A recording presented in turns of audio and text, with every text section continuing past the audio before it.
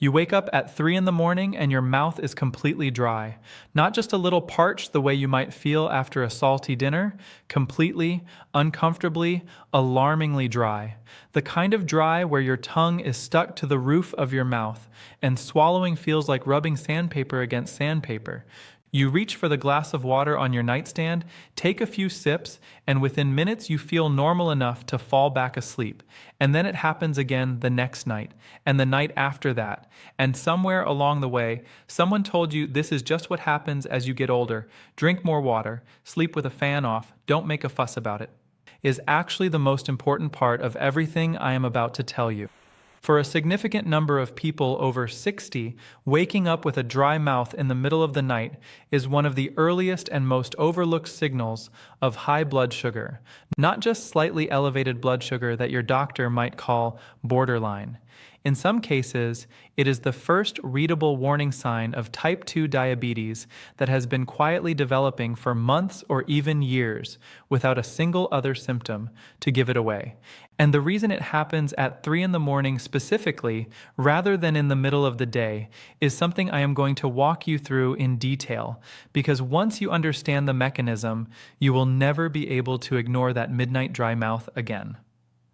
By the end of this video, you will understand exactly why high blood sugar dries out your mouth specifically in the middle of the night, which other symptoms to look for that confirm this is the signal and not something else, the exact words to say to your doctor. So this finally gets taken seriously and results in the right test being ordered, what that test actually measures, and why it is far more revealing than a standard fasting glucose check, and what genuinely helps both with the immediate discomfort and with the underlying cause. Because drinking more water, while important, is not the answer, and I want to explain clearly why not.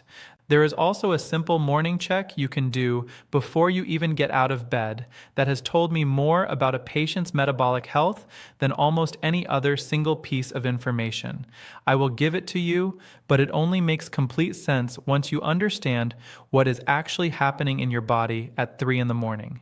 So let me start there. Let me put a face on this first because I think about this particular patient every time someone comes into my office describing a 3 a.m. dry mouth, and I know exactly what I need to check. I will call her Margaret. She is a composite of people I have cared for over the years, but every piece of what happened to her is real, and I have seen it play out far more times than I would like. Margaret was 64 years old, a retired administrator, careful about her health in the way a lot of people her age are. She took her blood pressure medication faithfully, walked for 30 minutes most mornings, and tried to eat reasonably well. For about 8 months, she had been waking up at some point between 2 and 4 in the morning, with a mouth that felt completely dried out. She kept water on the nightstand. She mentioned it once to her doctor, who told her it was probably the blood pressure medication, perhaps age-related changes, to drink more water and not worry about it. So that is exactly what she did. She drank more water. She did not worry about it, and the whole time, quietly, her blood sugar was running high enough during the night to be pulling fluid out of her tissues in a way that was waking her up and drying her out, while also doing slower damage to blood vessels and nerves that she would not feel for years. Nobody had explained the basic thing to Margaret that I want to make sure you understand before this video ends. The body has a specific, well-established mechanism by which high blood sugar causes fluid loss through the kidneys, and that fluid loss does not happen evenly across the day. It concentrates in particular overnight for reasons that are directly connected to how your metabolism shifts during sleep. And understanding those reasons is exactly why that 3 a.m. dry mouth is so much more informative than anyone has told you. So let me walk you through what is actually happening. When your blood sugar rises above a certain threshold, roughly around 180 milligrams per deciliter, your kidneys reach what physiologists call the renal threshold for glucose. Below that level, your kidneys filter glucose out of your blood and then reabsorb every bit of it back into your body before the urine is formed. But once blood sugar climbs above that threshold, the reabsorption system becomes overwhelmed. There is simply more glucose in the filtrate than the reabsorption machinery can handle. And here is the critical part. Glucose that cannot be reabsorbed does not just quietly sit there. It draws water with it. Sugar is osmotically active, meaning it pulls fluid toward itself as a matter of basic chemistry. So when excess glucose spills into the forming urine and cannot be pulled back, it drags water along with it. The result is a urine volume that is far larger than it should be, and a body that is losing fluid at a rate it cannot easily replace through normal drinking. This process has a medical name. It is called osmotic diuresis, and it produces a very specific pattern of symptoms that people have often lived with for months or even years without connecting them to blood sugar. The frequent urination, particularly at night, the thirst that returns within minutes of drinking water, the dry mouth that gets worse in the small hours of the morning, the mild fatigue that you attributed to age or poor sleep. These are the fingerprints of osmotic diuresis, and they are happening because your blood sugar is high enough to spill into your kidneys and pull fluid with it every time your kidneys filter your blood. Now here is the part that explains specifically why this tends to be worst at 3 in the morning rather than during the day. Your body follows a predictable metabolic rhythm across 24 hours, governed largely by a hormone called cortisol, which is your primary stress and alerting hormone.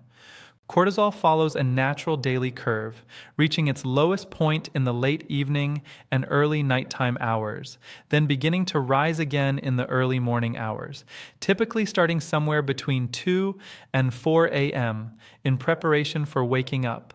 That pre-dawn cortisol rise has a direct and well-documented effect on blood sugar. It signals your liver to release stored glucose into the bloodstream, a process designed to give you energy for the day ahead. In a person with normal blood sugar regulation, this rise is modest and managed efficiently by insulin. But in a person whose cells have become resistant to insulin or whose insulin production is already compromised, that pre-dawn cortisol surge can push blood sugar significantly higher during those early morning hours than it was during the rest of the night. Endocrinologists call this the dawn phenomenon, and it is one of the most clinically important concepts in diabetes medicine that almost no patient outside a specialist's office has ever heard explained clearly. It means that the hours between roughly 2 and 5 in the morning are frequently the period of highest blood sugar in a person with undiagnosed or poorly managed type 2 diabetes, because the natural hormonal rhythm of the body is pushing glucose up at exactly the time when no meals are being eaten to explain the rise. And if your blood sugar is highest in those pre-dawn hours, then the osmotic diuresis I just described, the fluid loss driven by excess glucose spilling through your kidneys, is also most severe during those same hours, which is precisely why you are waking up at 3 in the morning with your mouth completely dry, reaching for water that helps for 3 minutes before the dryness returns. The water returns almost immediately because the problem is not that you do not have enough water in your body in absolute terms. The problem is that high blood sugar is actively pulling fluid out of your tissues and sending it out through your kidneys faster than a few sips from a glass can replace. Water buys you a few minutes of symptomatic relief, and then the osmotic pull gets back to work. You are trying to fill a bucket that has a hole in the bottom. Filling it faster helps temporarily, but the actual solution is to fix the hole. I want to pause here for a moment and be clear about something, because I think it is important, and because I know some of you watching this will already be worrying. Not every 3 a.m. dry mouth is diabetes. There are other causes, several of which I am going to walk through so you can read your own situation accurately. Medications are a very common culprit, with more than 500 different drugs listing dry mouth as a side effect, including many blood pressure medications, antidepressants, antihistamines, and bladder control medications. Sleep apnea causes significant nighttime mouth drying in a large proportion of people who have it because the airway obstruction often leads to mouth breathing. An autoimmune condition called Sjogren's syndrome, which attacks the saliva glands directly, causes severe dry mouth and is far more common in women over 50 than most people realize. Dehydration from diuretic medications can compound nighttime dryness in ways that are not immediately obvious. So the goal here is not to alarm you into assuming the worst, but to give you the tools to read which version of this you are dealing with, because each version has a different set of companion signals and a different set of solutions. The diabetes-related version of 3 a.m. dry mouth has a very specific cluster of accompanying signals, and knowing what to look for alongside the dry mouth is what lets you distinguish it from the other causes before a single test is run.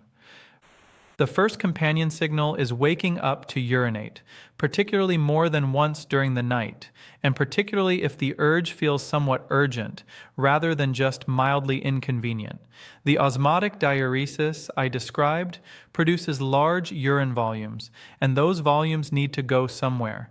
If you are waking up with a dry mouth and also getting up to urinate at least once or twice during the same night, that pairing is one of the most reliable early warning combinations for high blood sugar in my clinical experience and in the published research on undiagnosed diabetes presentation. The second companion signal is a thirst that returns almost immediately after drinking, the pattern I described earlier, where water gives you 2 or 3 minutes of relief and then the dryness comes right back. In true dehydration, a good drink of water stays satisfying for a reasonable period. In osmotic diuresis, the thirst returns quickly because the fluid loss is ongoing, not because you started the night depleted. The third companion signal is a pattern of fatigue that is disproportionate to your sleep disruption. Yes, waking up at 3 a.m. is disruptive and will make you tired the next day, but people with undiagnosed high blood sugar often describe a kind of heaviness and exhaustion during the daytime that goes beyond what their sleep disruption would fully explain. This happens because cells that cannot access glucose efficiently due to insulin resistance are literally running low on fuel even when blood sugar is high, which is one of the more counterintuitive aspects of type 2 diabetes. You can have high blood sugar and still have cells that are energy starved because the glucose cannot get through the door without insulin working properly. The fourth companion signal is blurred vision, particularly first thing in the morning. High blood sugar changes the fluid composition of the lens of your eye, affecting its shape and therefore its focusing ability. This tends to shift throughout the day as blood sugar fluctuates, which is why blurred vision in early undiagnosed diabetes often comes and goes in ways that make people attribute it to tiredness or needing new glasses, rather than to their blood sugar. The fifth companion signal is tingling or mild numbness in the feet or hands, which represents the early stages of peripheral neuropathy, nerve damage caused by sustained exposure to elevated blood sugar. This symptom tends to be subtle in the early stages, easily dismissed as circulation or posture related, but it is significant when it appears alongside other signals on this list. If you have the 3 a.m. dry mouth plus 2 or more of these companion signals, I want to say this as directly as I can. Please call your doctor this week and ask for a specific blood test, not just a fasting glucose. Those words matter, and I'm going to explain why in a moment. Now let me give you the morning check I mentioned at the beginning, because I genuinely want you to use this. Tomorrow morning, before you reach for that glass of water, before you get out of bed, take 30 seconds to notice the following things. Is there any saliva in your mouth at all, or does it feel bone dry the moment you wake? Is whatever moisture is there thin and watery, or does it feel thick and slightly sticky? Do you feel an immediate, urgent need for water, or can you swallow comfortably without it? And did you get up during the night to urinate, and if so, how many times? Write those answers down, or speak them into the Notes app on your phone while they are fresh. Do this for 4 or 5 consecutive mornings. What you will have is a pattern, not a single data point, and a pattern is exactly what your doctor needs to take this seriously and order the right test, rather than attributing it to aging and moving on. Because this brings me to the conversation I need you to be prepared to have. Because the way you describe this in a medical appointment makes an enormous difference in what happens next. If you go in and say, I have been waking up with a dry mouth, the most common response you will get is that it is probably your medication, drink more water, and come back if it gets worse. That ends the conversation without answering the question. If instead you say these specific words, I have been waking up between 2 and 4 in the morning with my mouth completely dry and feeling immediately thirsty, I am also getting up to urinate during the same night. The water I drink gives me relief for only a few minutes before the dryness comes back. And I would like you to check my HbA1c along with a fasting glucose. Those words change the entire conversation because what you have just described maps precisely onto osmotic diuresis and the dawn phenomenon, and any physician who hears those specific details understands immediately that you are not asking about dry mouth, you are asking about blood sugar. Now let me tell you about the HbA1c test, specifically, because this is the test that matters here, and it is not the same as a standard fasting blood glucose check, even though both are often described as blood sugar tests.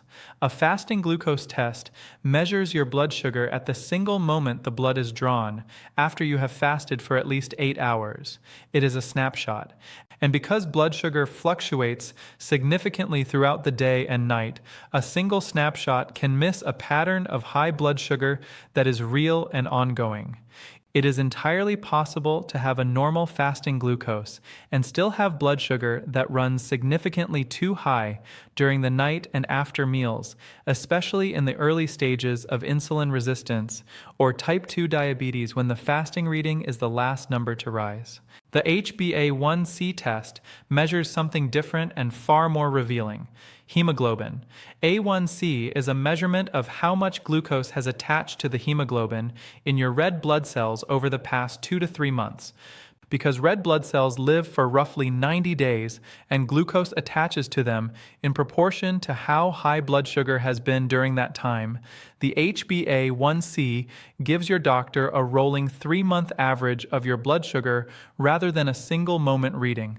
It catches the overnight and post-meal spikes that a fasting glucose misses entirely. It is the test that catches diabetes and prediabetes in people whose fasting glucose looked normal at the same appointment. Ask for it by name. A normal HbA1c is below 5.7%.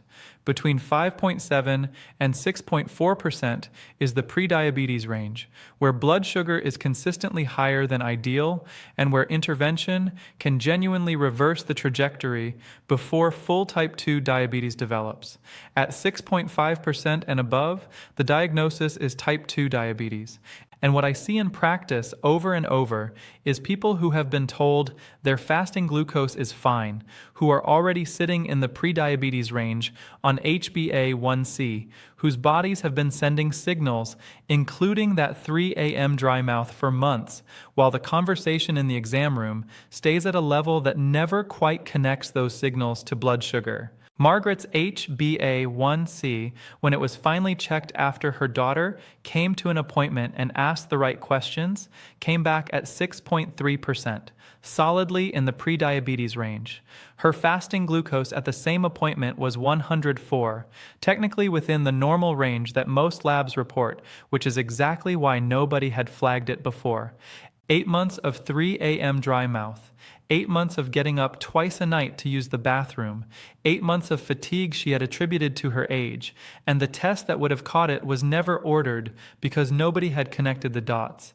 Now I want to talk about what actually helps, both with the immediate discomfort and with the underlying cause, because these are two different conversations, and both of them matter. For the immediate discomfort of nighttime dry mouth while you are working on the underlying cause, there are things that genuinely work better than water alone, and understanding why water is insufficient is important, so you stop feeling like you are failing when it does not fix things. Saliva is approximately 99% water, but that remaining 1% is the part that does the work. It contains proteins, enzymes, minerals, and antimicrobial compounds that coat and protect your mouth, neutralize acids, and maintain the bacterial balance that keeps your mouth, your gums, and your airway healthy. Water rinses through in minutes. Saliva clings, coats, and defends continuously. When your mouth is dry, the missing ingredient is not water. It is that protective 1% of saliva that water cannot replicate. So drinking water is not wrong, it is just insufficient. Sugar-free gum sweetened with xylitol genuinely helps, and the mechanism matters. Chewing stimulates your salivary glands mechanically, and if there is any remaining secretory capacity in those glands, chewing will coax them to produce more. Xylitol specifically has the added benefit of being poorly fermented by the mouth bacteria that cause decay, so it provides the mechanical stimulation without feeding the harmful organisms. Keep a packet on your nightstand alongside the water glass, and when you wake up at 3 a.m., chew a piece before you drink rather than after.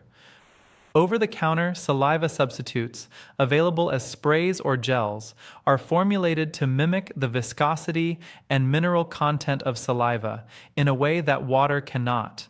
They provide longer-lasting relief than water because they actually adhere to the mouth surfaces rather than washing straight through. Used before bed and again when you wake during the night, they can meaningfully reduce the discomfort, and importantly, they maintain some of the protective function of saliva overnight, including guarding the airway and protecting the teeth.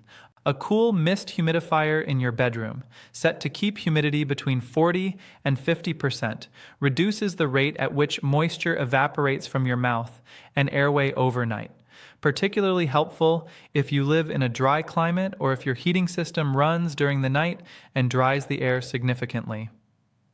Alcohol-free mouth rinses, specifically formulated for dry mouth, provide longer acting relief than water and some antimicrobial protection without the drying effect that alcohol-based mouthwashes paradoxically cause by stripping away the mucus coating of the mouth. Regular alcohol-containing mouthwash is one of the worst things you can use when dry mouth is already a problem, and a surprising number of people do not realize this. But all of that is comfort management. It is genuinely useful, and I want you to do it because the secondary effects of persistent dry mouth on your teeth, on your gum health, on your airway, and on your digestion are real and cumulative in ways I am going to come back to. But comfort management does not address the root cause, if that root cause is blood sugar. And if the blood sugar is in the prediabetes range, the window for genuine reversal through lifestyle intervention is wide open and well documented. This is one of the most important and most underappreciated facts in preventive medicine. Prediabetes is reversible. Type 2 diabetes, caught early enough, can be put into remission in a meaningful proportion of people with the right interventions. The window does not stay open forever, which is why identifying the signal early matters as much as it does. The lifestyle interventions with the strongest evidence for improving insulin sensitivity and lowering HbA1c are not exotic or expensive. Physical activity is the single most powerful lever you have, and specifically, resistance training and brisk walking have both been shown in large randomized trials to improve insulin sensitivity independently, meaning each one works through a different mechanism and they stack. Your muscles are by far the largest site of glucose disposal in your body. When your muscles contract, they can pull glucose directly out of your bloodstream through an insulin-independent pathway, meaning they bypass the insulin resistance problem entirely in the short term and, with consistent exercise, gradually improve insulin sensitivity over the medium term.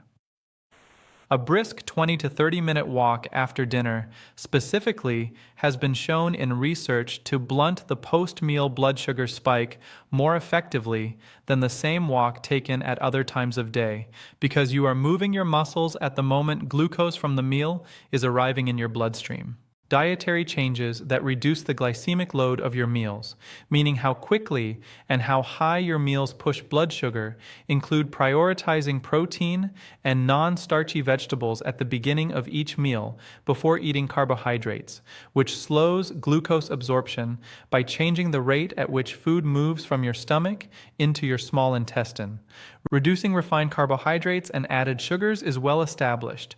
But the sequencing of what you eat within a meal, protein and vegetables first, carbohydrates last, is a newer insight from research on postprandial glucose control that is achievable without eliminating any food group, and that produces measurable reductions in blood sugar spikes without requiring significant dietary restriction.